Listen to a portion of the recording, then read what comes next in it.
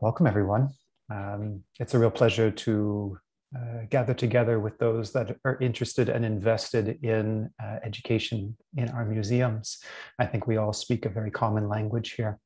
A little bit of a menu of what we have in store for you. We're going to take a little time to each present our experience with creating the guide. We'll go one by one, and we'll get that started in just a moment. We're then going to have Emily share with you what the sensory tote that you'll be receiving is all about and how you might make use of it right away. And then we're going to have a Q&A. So we're going to be counting on you to be thinking critically about what we're presenting to you and coming to us with your questions. When that comes time, you'll be prompted to either use the chat or you'll be welcome to open your microphone and ask it verbally if you prefer. But we would really like to hear from you what this guide stirs up for you in terms of your own questions. And then we'll be going into some breakout rooms for some more focused work. I'd like to invite my colleague Louise to speak first about her experience in collaborating on this guide, and I'll turn it over to Louise now. Hi everyone, I'm glad to be here this morning. The collaboration on this guide was a tremendous experience, and it started almost like right away with mutual visits to different sites and different museums in order to observe and to participate in the programs that each of our museums have, and also to put down on paper what we have in common and what are the differences. And then we just build on that and to create the document that was produced earlier this year, finally put together later this year. Yes, I'm waiting for other prompt of questions, Stephen, if you have other questions. Louise, maybe you could describe how your work as program officer in wellness and the work that you were doing here at the Montreal Museum of Fine Arts found its way into the guide. Could you create a little bit of a link for us between the work that you're responsible for and how that ended up becoming part of what we wanted to share? Yes, I'll start by taking the chronological steps. In 2016, some parents of children who are on the spectrum came to us to say, well, what can we do? Can the museum do something for my son? Can the museum do something for my daughter? They are on the spectrum, and we know that arts can benefit greatly people on the spectrum. So that was one element. Another element was our director of education, who had been part of the frame and who had visited Lille and came back with a lot of enthusiasm to say, let's start something with for these publics, with these publics too. So I just jumped on the boat for enthusiasm, and we started something. We started receiving school groups and adapting activities for them, but with the help also of the professionals, the professional teachers who work day by day with them. So we built a program for school groups. We also partnered with, let's say, leisure programs to offer art because they were lacking art in their leisure programs and they wanted to offer it. So we said, oh, come over at the museum, we have this space. We also have the art materials. And we also started an internship program with people on the spectrum or also who live with intellectual disabilities or limitations like this. So we started an internship so they could be part of the museum, but differently, which means they're not visitors. They are part of the staff, and the internship lasts for a whole year. So it was like taking the accessibility a step further into inclusion. So all this was found, I mean, it's part of the guide too, but the guide was enriched as well with Emily Wiscara's and Juliette Barthélemy's great programming. And so the guide is more complete this way. Voila. So is that good, Stephen? That's better? It's good, but I have a follow-up question for you. All right, you do, go ahead. When you think back to some of those projects, can you describe the team who was on the ground working directly with these groups, and how were these projects either different or similar from what you were already doing as an educational programs officer? Well, the people who are directly working with people on the spectrum are what we call it the museum mediators. So they mediate, I mean, they live the project with the people on the spectrum, and they ask it questions, and they do visitors, I mean, the tours around the galleries, and they also do hands-on activities. But these museum mediators also do school groups, like regular school groups. And what was different then for doing school tours with people on the spectrum is that I find it goes deeper and slower. And the questions around the artworks are different too. Yeah, so that was different, to slow down and to really stay with an artwork and to ask different questions, and more questions that have to do with the imagination and the senses. There was another, let's say, porte d'entrée, like another entryway into the artworks. That was quite interesting. Voila. And also, so it's working hand in hand as well with teachers in the schools too, who would tell us, for instance, one thing that I retained is like, talk less, like just don't talk so much. Have, let's say, objects so they can touch and feel, have hands-on like experience, and so on and so forth. So we really work closely with the teachers in the schools to help us mediators and also programs officers to learn a different way of being and of doing in the museums with our collections, and also with the art workshops. Thank you, Louise. Welcome. To my colleagues on the panel, I realize that I've already changed the order inadvertently, that I would invite you to speak. That's just part of it. Je m'excuse. I will now return to the order that we decided upon, and I'll invite Emily Wiscara to take over the microphone if you'd like to share your experience of putting together this guide, and how your projects and program at the DMA informed that contribution. Thank you, Stephen. I'm Emily Wiscara, the Manager of Access Programs at the Dallas Museum of Art. And as Louise said, we've been working on this initiative together, the three museums, since 2018. And through the process, we got to observe each other's programs and kind of discover what things we shared and how we diverged, which I think was one of the most informative parts in creating kind of a best practice guide, was seeing how we were different. The autism programs at the Dallas Museum of Art have been going on for a little bit more than 10 years. We started by creating a program that was kind of like a family day, an open house event for individuals on the autism spectrum and their whole family to come and explore the museum through art making activities and tours, and had built-in resources like a sensory de-escalation space to help them enjoy their visit.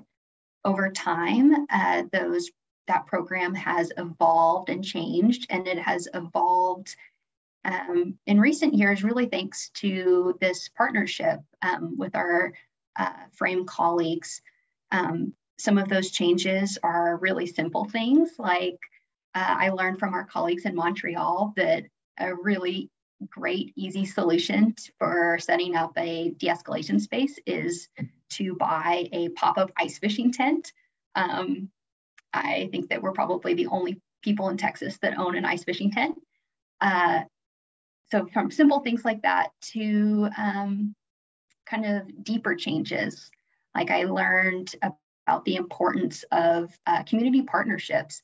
And through this collaboration, the program at the DMA has really brought in more collaboration. And so our program is now set up as a partnership between the Dallas Museum of Fine Arts, or the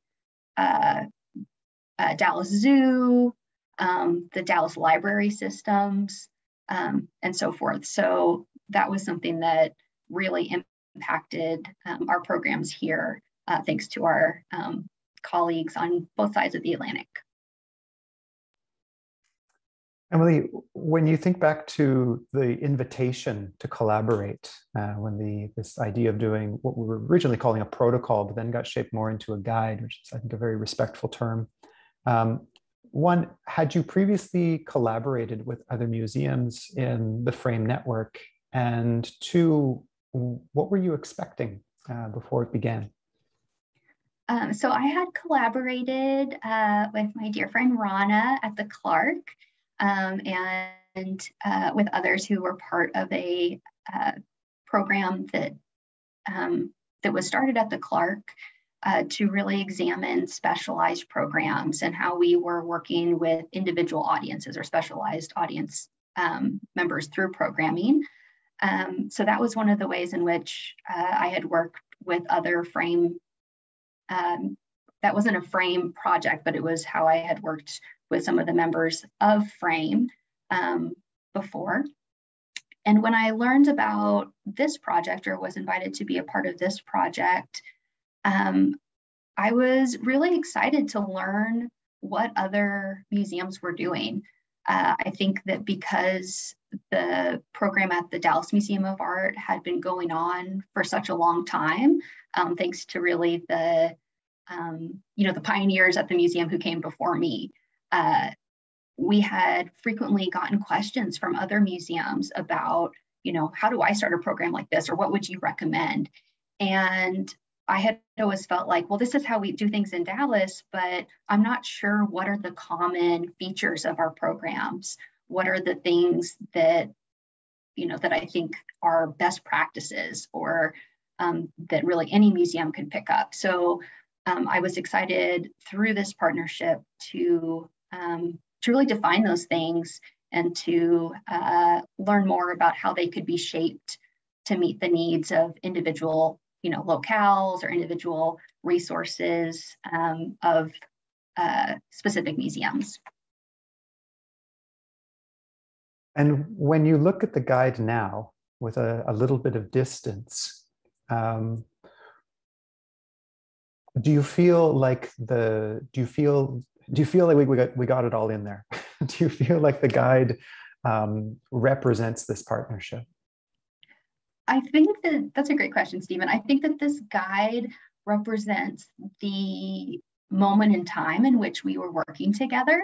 But something that really excites me about this type of work is that it's always evolving, that best practices are always changing, and that people across the museum field are always pushing it a little bit further. We're always wanting to do better for our visitors.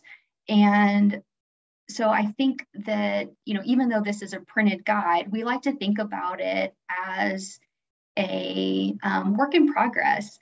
And I think that's one of the reasons why we are so excited to have this open discussion time with everyone who's on this call to hear ideas from across the field about, what to do next.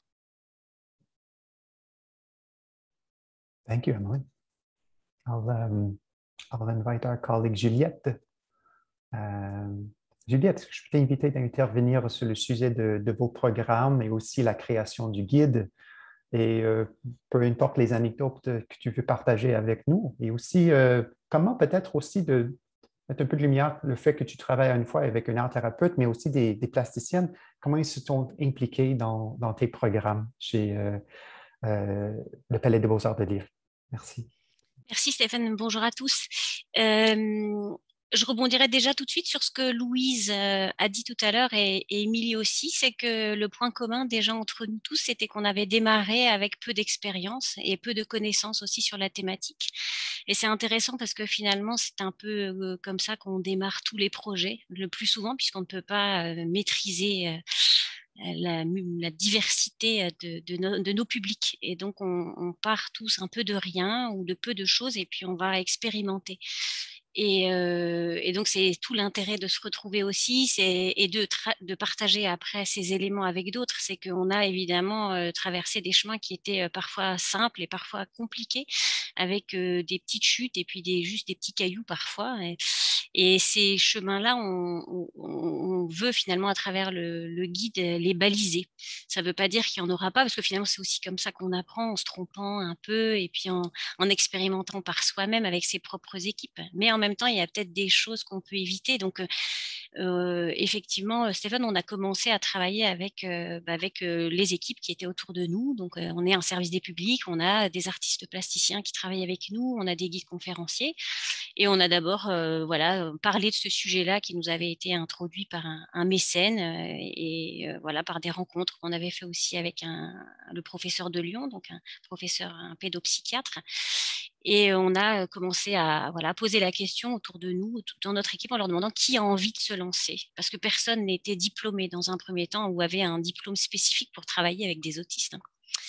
Donc, et puis, comme toujours, il y avait beaucoup de sensibilité dans les équipes. Souvent, tous ces publics, enfin, tous ces professionnels qui travaillent avec le public ont cette sensibilité, cette envie de transmettre, quel que soit le profil du visiteur qui vient à lui. Donc, évidemment, on a tout de suite eu des personnes qui ont répondu présent et puis qui ont entamé ce chemin justement de découverte par le biais des arts plastiques, par le biais des œuvres d'art avec les personnes autistes.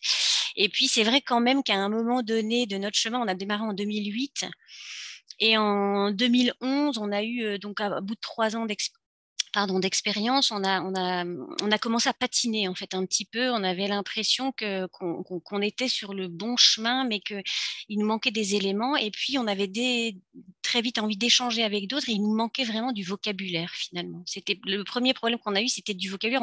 On avait du mal à mettre des mots sur des choses qu'on voyait, qu'on observait, qu'on constatait. Et puis aussi de finalement mettre des concepts peut-être plus scientifiques ou plus médicaux quand même derrière des choses qu'on observait de manière très simple. Et c'est là qu'on a intégré dans l'équipe Pascaline Bonave, qui est donc un art-thérapeute et qui est venue qui a été intégrée dans les équipes du musée justement pour accompagner, dans un premier temps, c'était accompagner les équipes sur place et parfois mettre justement peut-être des évidences chez elles dans les comportements qui étaient adoptés. Je vais dire par exemple d'essayer de créer des bulles autour de nos participants quand ils étaient en visite ou quand ils étaient dans les ateliers, de les aborder, mais je vais la laisser parler aussi, d'aborder les personnes autistes toujours de manière frontale, sans arriver derrière. Enfin, il y avait des détails parfois, mais qui étaient vraiment importants. Et puis aussi qui a établi donc toutes les fiches d'activité, c'est-à-dire commencer à mettre des mots et à écrire. C'est là qu'on a commencé à écrire et qu'on a pu, par le biais de l'écriture et du rassemblement des observations et des idées, on pouvait commencer à transmettre. Et voilà. Et puis 2014, on s'est rencontré avec quelques-uns des équipes, quelques-uns des musées du réseau, et voilà. Et après, ça a été une espèce d'effet de boule de neige avec un rapprochement des équipes de Montréal et puis ensuite d'Émilie à Dallas pour finaliser à partir de 2018 notre travail et notre collaboration par l'écriture du framework. Merci beaucoup, Juliette. Peut-être je vais poser la question maintenant à Pascaline de parler plus spécifiquement sur son travail directement avec ces groupes. Et un peu peut-être, Pascaline, Juliette a déjà parlé un peu de comment tu t'es invitée, fait partie de l'équipe, mais aussi comment ton parcours a changé depuis le début et peut-être aussi nous parler un peu de le lien que tu maintenais avec le milieu médical et le milieu clinique en tant qu'art-thérapeute. Oui, bonjour. Déjà, c'est une vraie chance d'avoir eu cette opportunité d'installer l'art-thérapie dans un musée et ce partage avec vous tous pour s'enrichir tout le temps, en fait, par toutes nos expériences. Donc, en fait, chaque expérience nous fait grandir et accueillir des enfants présentant des troubles de la sphère autistique est une expérience incroyable parce que ça nous renvoie à être dans la bienveillance, à se laisser surprendre, à développer sa créativité pour être toujours au mieux pour eux. Et en fait, tout ce que on leur apporte, on le reçoit au centuple dans notre façon d'aborder l'ensemble de tous les publics. C'est surtout ça que je trouve important de dire, parce que vraiment, c'est une découverte fantastique. C'est tout à fait vrai, je suis bien d'accord. Pascaline, peux-tu nous décrire un peu, oui, une image, pas une image, mais une description, une anecdote de comment tu travailles avec un groupe n'importe quel jour? Ça ressemble à quoi? C'est quoi tes objectifs pour un groupe quand tu travailles directement avec les personnes sur le spectre autiste? Alors, avec ces groupes spécifiquement, je vais davantage ritualiser, donc les attendre toujours au même endroit, les accueillir toujours avec le sourire, leur distribuer leur ticket d'entrée, se réunir pour se dire bonjour, se raconter la semaine et la séance précédente, et puis aller nous promener dans les galeries. Alors, mes projets se font en deux parties qui sont une visite, une promenade dans les galeries avec une œuvre ou plusieurs que j'ai choisies, en fonction du projet artistique qui là se fait en atelier, qui est bien évidemment en lien avec ce que je montre. Et donc, je varie les projets pour que ça soit toujours une surprise, pour donner encore plus de piment et d'envie à venir au musée. Et du coup, ce petit rituel est enrichi. Nous allons faire la promenade. Alors, euh, c'est aussi titiller leur intérêt, aller. On sait que le détail les accapare beaucoup, donc c'est petit à petit, au cours de l'année, les amener à voir de plus en plus dans une globalité, et non plus, par exemple, les petits trous d'aération dans le sol. Donc, il y a toute une démarche d'accompagnement, de contenance aussi, hein, parce que quand on raconte, on montre un tableau, il faut que leur curiosité, leur attention soient maintenues. Donc, c'est aller les questionner, c'est rire, c'est être ensemble. Et puis ensuite, notre petite promenade nous amène dans les ateliers, où là aussi, tout est bien séquencé pour canaliser l'attention et vraiment pouvoir faire un projet étape par étape. Donc, toujours dans la contenance, bien cadré, montré par l'exemple, mais ne jamais intervenir sur leur production pour qu'ils en soient complètement maîtres et responsables et savoir que c'est eux entièrement qui l'ont fait. Et ensuite, on fait un petit moment de retour au calme. Enfin, le calme est là parce que souvent le projet amène la concentration, mais un moment d'échange où on se montre, où on regarde ce que les autres ont fait et on partage et on est étonné et admiratif sur les productions. Et puis, bien sûr, ensuite, il y a le moment de retourner dans le hall du musée, de se dire au revoir. Donc, toute la séance est bien séquencée, ritualisée. Et, les repères s'installent très vite et tout se passe vraiment toujours très bien. Ça se passe très bien parce que c'est bien encadré et très bien facilité aussi. Merci beaucoup, Pascaline. On va revenir vers toi avec des questions en quelques instants. I'm going to ask myself a couple of questions because I'd like to just share my own experience on contributing to the guide. And one of the things that I'd like to underline, I think all my colleagues mentioned it, was for me anyway, a kind of first and unique opportunity to not only climb out of the silo of my own program, but climb out of the silo of my own museum. And my colleagues at the Montreal Museum of Fine Arts know all too well the pace and rhythm with which we have put projects together and help nurture them and bring them to life, sometimes with more demand than we can almost provide. What was really enriching was to be able to experience both live and through the reports that we got from the DMA and from the Palais des Beaux-Arts de Lille, there was so much in common, even though we all had different routes to arrive at the place where we had enough experience. I hesitate to say expertise, but enough experience to say, yes, we do have something to share about what it's like to work with different organizations, people, families, and individuals who are presented on the autism spectrum. And to experience firsthand something so familiar and yet recontextualize in the museum of another, and indeed in the culture of another, was incredibly enriching. And I think speaks, from what I understand of the mandate of Frame, really speaks so well to what Frame is hoping to achieve by these exchanges. You know, we pooled together our different ideas, our different pilot projects, and our projects that had started to take a more long-term shape. And we showed them to each other. We not as evidence, but as a gesture of sharing. This is how we're working. Does this make sense to you as well? And the answer invariably came back, yes. For me to go and see an art therapist in another museum and how she was working directly with the public, and to be invited to participate in the atelier, there was so much resonance. Even though we have different collections, we have different facilities, there was so much resonance across the different ways that we were working. And I hope that's what gets translated into the guide for anybody reading it.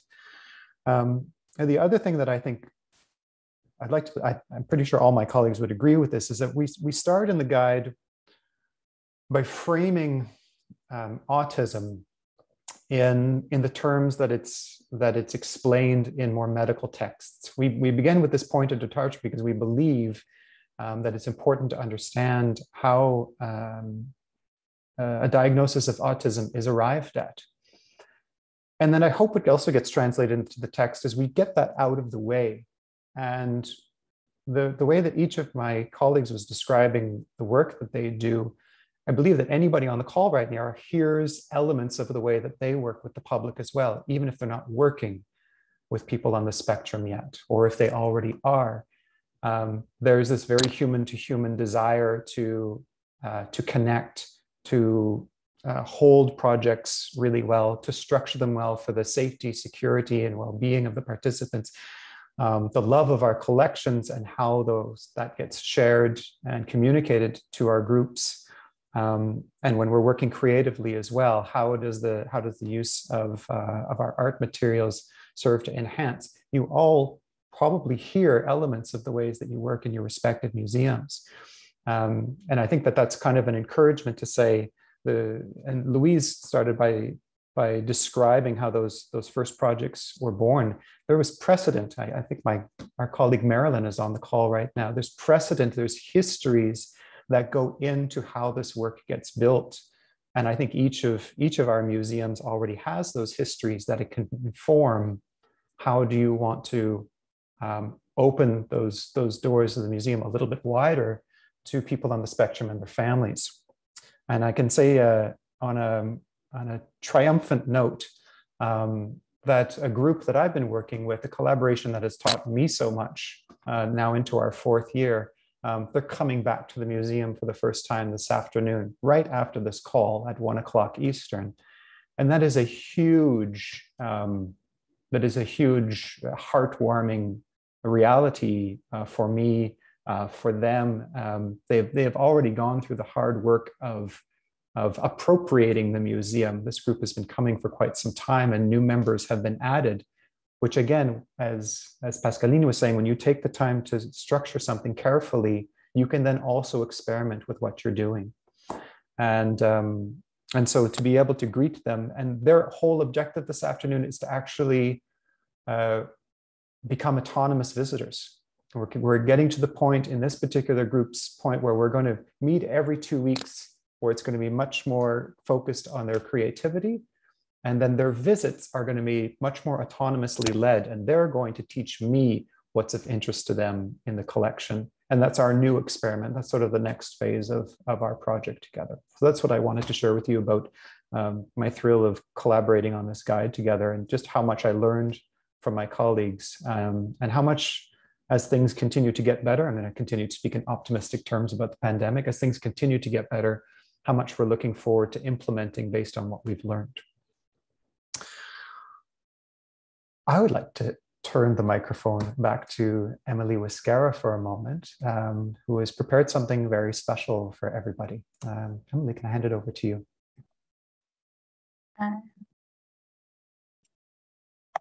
Thank you, Stephen. So something that I'm so excited about is that the next step in this working group together is that we have been able to develop a sensory tote from generous support from the Samuel H. Kress Foundation, which contains all of kind of those best practices, resources, or things that we found that we shared between our museums. We have created those as resources, which will be sent to each participating museum who's on the call today. The colleagues who are in France will receive these materials in French, and our North American colleagues will receive them in English. So I wanted to show you a few of the things that are part of this bag. So I'm just gonna hold some examples up to my screen. So, oops, let me, unblur my video.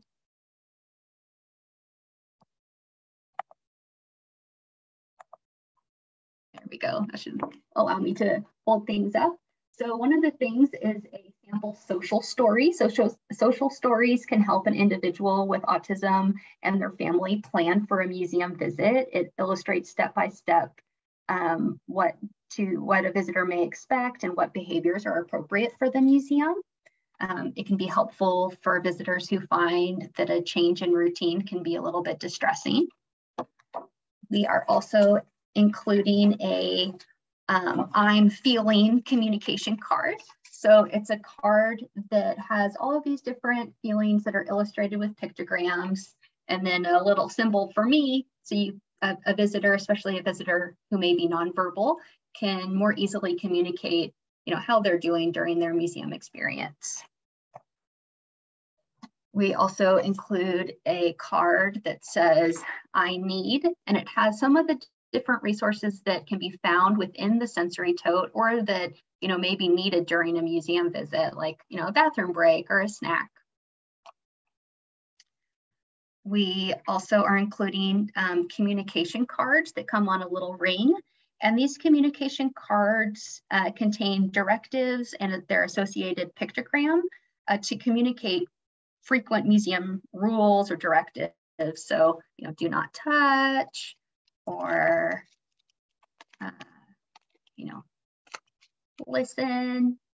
I think that those can be really helpful for museum staff, even gallery attendants, or for adults and caregivers. We also have a stress ball fidget. So some people with autism may find that fidget toys offer some tactile sensory input and repetitive motor movements that are needed to help with self-regulation. So just having something to hold on to during their museum visit can be really helpful. You will also receive a sand timer, which is a helpful tool for visually giving time warnings. For example, when a participant needs to move on to the next activity, or you can also use this to play games within the galleries, like how many things can you spy within 1 minute's time, or how many things can you draw. We also include a pair of sunglasses, which can be really helpful for visitors who are sensitive to the various levels of lighting that can be found within a museum and its galleries. You will also receive a set of headphones, of noise-reducing headphones, which can help visitors reduce overstimulation from loud, unexpected noises or crowded galleries. And finally, you will receive a set of pop-up folding binoculars, which I think are a really helpful tool for focusing attention and visual stimulation, or that can be used for additional in-gallery games like I Spy games. So we hope that you will find these to be helpful tools for welcoming visitors on the autism spectrum, but that you also take them and make them your own, that these can be adapted to fit the needs of your individual museum. And I'll turn it back to Stephen. Thank you, Emily. I can't wait for us to get our kit and to multiply it. That's a great loot bag. We're going to move into some questions. I have a couple that I'm going to ask just off the top to get things rolling. But we're also going to invite you, all of you, who have questions about the guide. They can be for specific members of our panel, or they can be more generally about maybe what you've found in the guide, or a question related to your own programs. We would love to hear from you, either in the chat, or as I said, I'm going to put myself on gallery view so I can see if someone has a hand raised. I'll just do that. But I'll get us started. I'm going to start with Juliette. Yes. I'll pay respect to our translator and just continue in English for the moment, our interpreter. When you think back to those first projects where you were imagining that you were going to have a program for people on the spectrum, what were your first challenges and how did you proceed?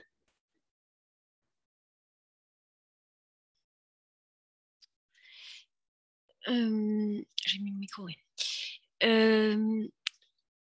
Je pense que la première difficulté, c'était de méconnaître l'autisme. Et donc j'ai fait comme tout le monde fait, c'est que j'ai commencé à lire. Donc j'ai été me renseigner, j'ai essayé d'en discuter, parce que dans son entourage, on a toujours des personnes qui ont des enfants ou des adultes avec des troubles autistiques. Et donc, j'ai commencé à me renseigner. Et finalement, je dirais qu'à la fois, ça a été très formateur, forcément, de lire toutes ces choses. Et en même temps, ça a été terrible parce que j'ai pris la mesure de l'immensité des points de vue sur ce sujet. Et donc c'était presque effrayant en fait, parce que plus j'en apprenais sur les troubles autistiques, plus j'avais l'impression de ne plus comprendre.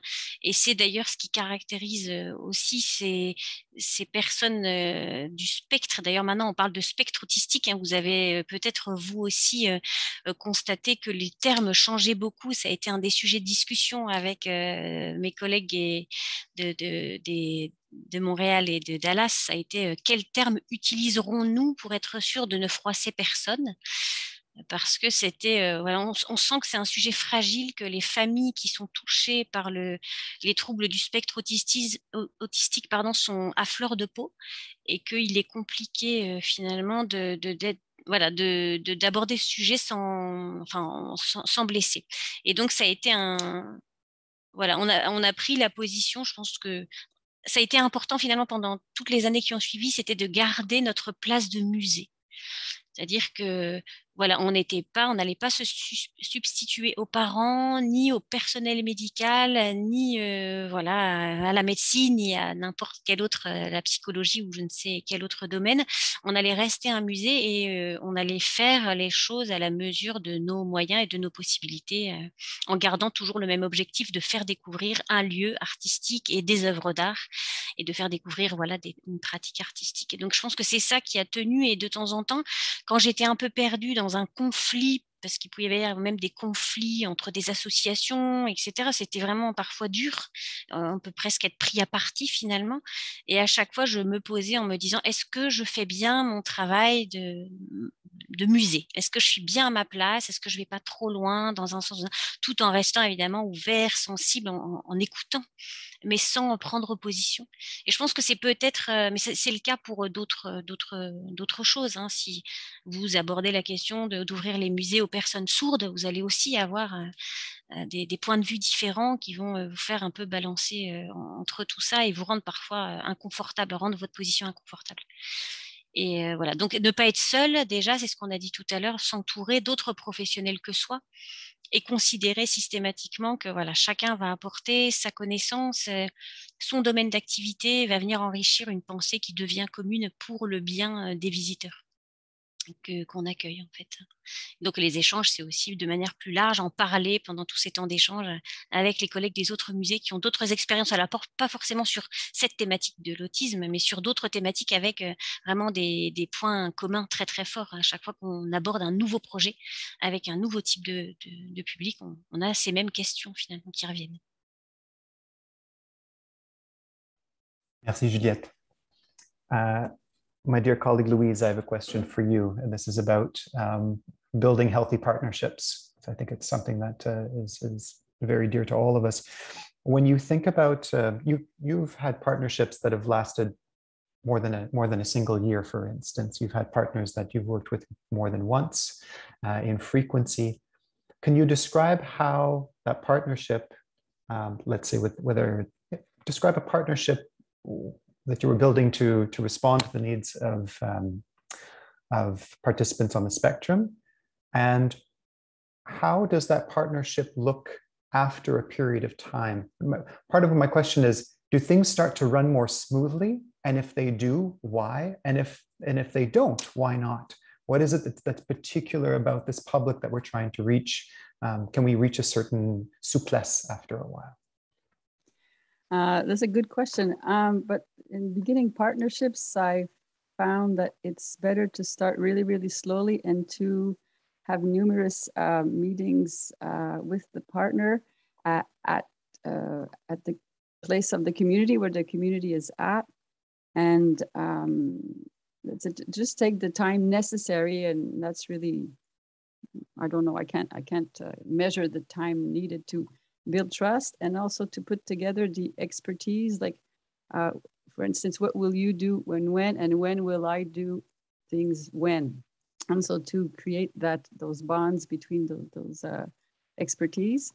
And also, well, that's the first part. So taking time to get to know each other. And then after meeting the people who present autism too, take the time very slowly and repetitively and like frequently too.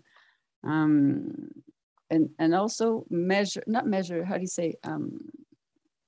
like monitor. So be present. I, as a programs officer, like I said before, I'm not necessarily living the experience of being with people on a spectrum. My colleagues who are museum mediators are, but still I go and I'm with them so I can support them and participate, observe, but also learn, because this experience, I find each time it is somewhat new, and I'm there also to learn. We're there to learn, and it's by being inside the experience that helps us learn and grow. And then after a while, I find that by monitoring closely, things can happen like it could run smoothly, or there's forever little adjustments that we need to do. Yeah, so it depends on les attentes. How do you say les attentes? Objectives and so on. The expectations. With the expectations, yeah. Mm-hmm. Having that clarified at the beginning is good, but then sometimes also be open that things may just evolve, and then you'll have different expectations. So yeah, so keep the channels of communications open. Can you think of one or two? I really am interested when you say, things need adjustments. It's like I almost have this image like you're working at a pottery wheel and you have to go back and keep reshaping it a little bit. Can you think of one or two? They can be really minor adjustments that you've tried to implement so that a project would continue to run well. Yeah, one that came to mind is it's really easy, like having a tent or something like this.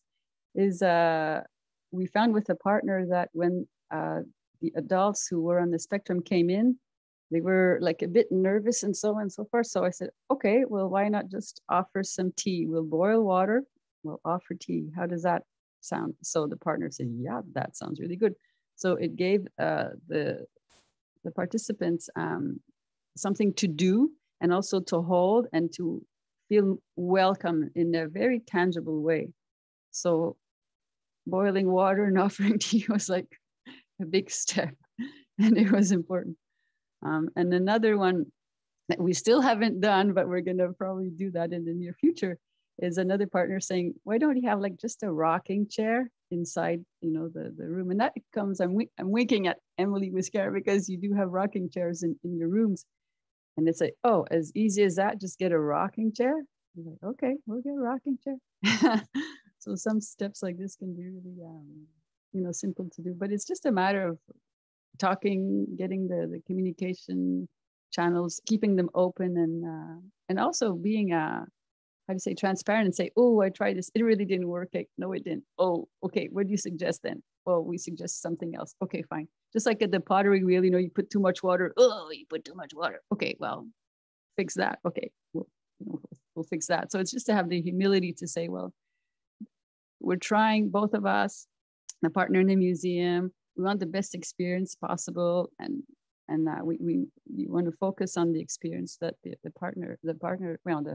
participants will have, and know that there will be hiccups, and voila, and just together, you know, overcome them and provide solutions. So thank you, Louise. I was hoping that, and you delivered such practical adjustments, which are often the material of our projects. You know, it's not that they need these great overhauls; it's that they need a rocking chair from time to time, or those very human to human gestures of, oh, let's make sure there's tea, or let's make sure there's a quiet corner, or let's make sure that this room is comfortable. Thank you. I'll go over to Emily. Emily Wiscara. All right, so our programs benefit from the generosity of donors and sometimes from different sources of funding. It's not necessarily the subject of our presentation for the moment, but we know that we get to do this work because people are generous, either because they want specifically to help our museums build programs for people on the spectrum and or their families, or more generally because they're invested in well-being and social inclusion in our museums. Let's say tomorrow it's announced that you get a nice, big source of funding specifically for your programs in neurodiversity. What would you want to do? Oh, that's a great question, Stephen. It's something that I will hope happens tomorrow when I wake up. I think that for me, the priority now is to actually kind of start to remove these offerings from just being program-based. Something that I have loved is the feedback from participants that, yes, these specialized programs have helped them enter the museum and get started and start to build ownership over their visit, but they want to return to the museum on their own, and they want to have the resources to feel welcome in the museum all the time, or to bring their family to the museum and share their experience with their family. So some things that I'm really excited about that we're actually moving towards here in Dallas are things like having permanent de-escalation spaces set up in the galleries. Or we had a show called Speechless, Different by Design, recently, which was really focused on ways that neurodiverse populations experience the world. So in that show, we were able to have things like headphones, rocking chairs, weighted blankets, a quiet space available all the time for everyone. And what we learned is that the things that we create for disabilities really benefit everyone. I always think about the example of curb cuts. Those were first created for people using wheelchairs. but now, you know, people use those if you have a shopping cart or if you have a baby stroller, the things that we create for specialized populations have such a broader impact. And I'm really excited to move more and more in that direction here in Dallas. Thank you, Emily. Et j'ai une dernière question pour Pascaline avant qu'on ouvre les questions à nos collègues qui assistent à notre présentation. Alors, Juliette a souligné le fait que le musée doit rester toujours un musée. À la fin de journée, ce n'est pas un milieu médical, ce n'est pas un milieu communautaire, c'est un musée. Selon toi, et à la perspective de ton expertise, ça apporte quoi à tes participantes dans tes groupes, une visite muséale et un groupe d'art-thérapie muséale? C'est quoi les bénéfices pour tes participantes?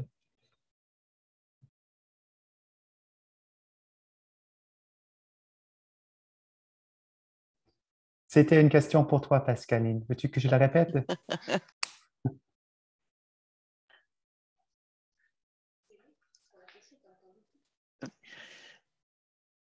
Alors, déjà, tout à l'heure, je n'avais pas précisé que lors de la préparation des projets, il y avait toujours un projet à double sens, hein, un projet artistique et un projet sanitaire.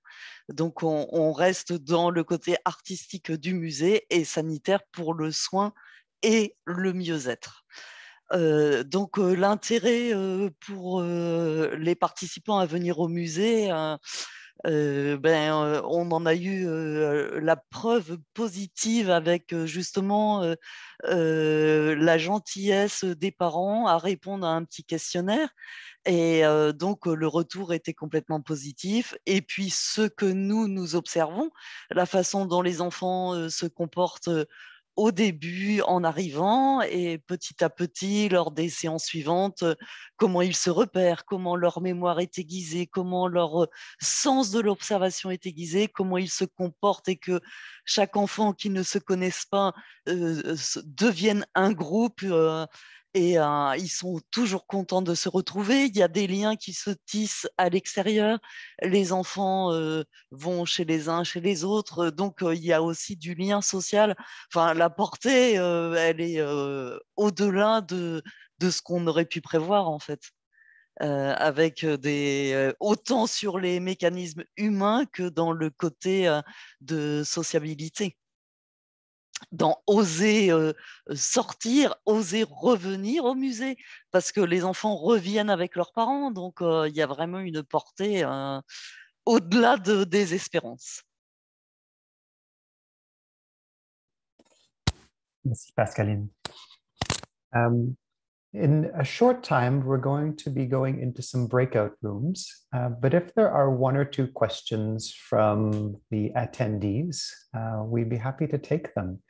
Would anybody like to pose a question in the chat, or also you can raise a hand and you can open your microphone.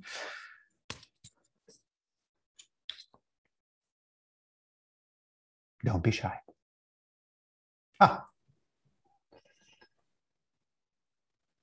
Sibylle, oui. Oui, bonjour à tous. Je voulais savoir si en amont de ces visites, vous aviez travaillé avec les équipes d'agents de salle par rapport à ce public qui peut avoir un comportement différent du public plus âgé, plus habitué à la fréquentation de ces musées. Merci, une excellente question. Merci. Quelqu'un veut répondre? Louise. Oui, justement, on n'a pas nommé le fait important qui est la formation auprès des équipes terrain de nos musées différents pour, disons, les sensibiliser à ce que nous recevions la visite des personnes sur le spectre de l'autisme. Donc, c'est important d'avoir une certaine formation puisque certains, par exemple, les comportements ou ton de voix pourrait être différent de la norme Donc, c'est bien important que les équipes terrain reçoivent une formation à ce côté-là. Oui. Alors, s'il y a d'autres collègues qui veulent compléter, vas-y, Juliette. On a fait effectivement des petits temps de formation ou d'accompagnement. On a aussi invité des spécialistes, justement. Le professeur de Lyon dont je parlais tout à l'heure est venu et parlait aux équipes d'accueil, aux autres membres des autres services qui étaient intéressés aussi sur le sujet. Et puis, il y a quelque chose qui a quand même très, très bien marché. C'est quand on a fait participer les agents. Il y a des sessions en fait, de formation qui leur sont proposées au fur et à mesure. Il y avait notamment les agents de surveillance et puis tous les agents, les équipes d'accueil et de billetterie, etc., qui ont participé à des ateliers. Et là, c'était intéressant parce que non seulement on leur parlait des spécificités de nos publics, mais en plus, ils ont pu voir de quelle manière on appliquait, de quelle manière on mettait en place des petites choses différentes justement pour ces publics-là. Et en participant notamment à des séances d'art-thérapie d'ailleurs, je pense que ça a donné, en discutant avec Pascaline, ça leur a vraiment donné la bienveillance. Ils ont regardé les groupes avec plus de bienveillance et avec, voilà, un peu... ils les appréhendent parce qu'ils sont obligés, je pense aux agents de surveillance, de donner des injonctions finalement que parfois les personnes autistes ont du mal à respecter. Le ton de la voix, comme tu disais Louise, ou le fait de s'approcher trop près d'une œuvre, etc. Et donc de dire les choses, mais de manière beaucoup plus douce et réfléchie en connaissance de cause, ça a été très, très important. Il faut le faire tout le temps puisque les équipes bougent beaucoup. Donc il faut renouveler à chaque fois les approches pour tous ceux qui viennent d'arriver. Merci, Juliette. I'd like to go to Becky's question, who asks, how are individuals that are neurodiverse involved in the planning and the creation of this guide, and how might they be involved in training in our institutions?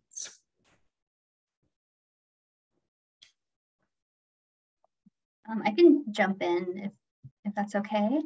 That's a great question. It's so important, I think, to all of us to really involve individuals with autism at every step of our program creation and evolution of our program. So here at the Dallas Museum of Art, before we even have an idea really formed about what type of program we want to create, we start by having a conversation with that specific demographic and ask them, what would you want to do here at the museum? What would you not want to do? What are your goals?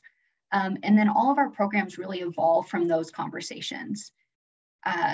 And then those conversations continue. So we continually learn from our program participants in improving our programs over time. And sometimes the feedback is something that's really simple, like an example is that before we have our Autism Family Days, we contract individuals of different ages who are on the autism spectrum to come through our museum and give us feedback just on the physical space.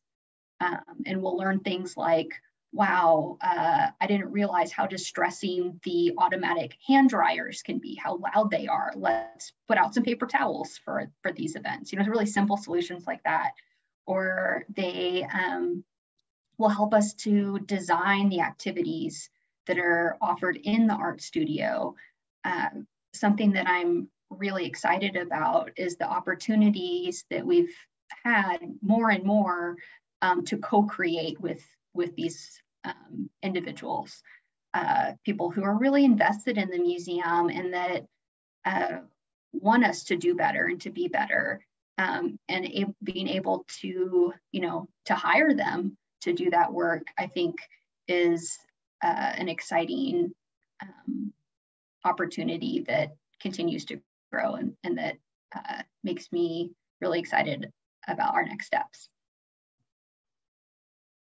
Thank you, Emily. I think that goes true for all of our institutions when we work with an empowerment model where the feedback is not only did you enjoy this, but how would you change it? We're asking that not only of participants, but of parents, of special educators, sometimes of clinicians that have involved in all of these projects. But I also will say that in the guide, we state very early on in it that none of those that have put the guide together identify as being on the spectrum. We wanted to make that clear from the outset that what we're doing is really harvesting from our experience as coordinators, managers, director, to look at as a survey of all the projects that have been developed in our respective institutions, knowing at the same time that sometimes our best educators have been our participants, and sometimes the ways that our programs have developed is through the advocacy of parents. So they have been instrumental. If we've achieved anything, they've been instrumental every step of the way.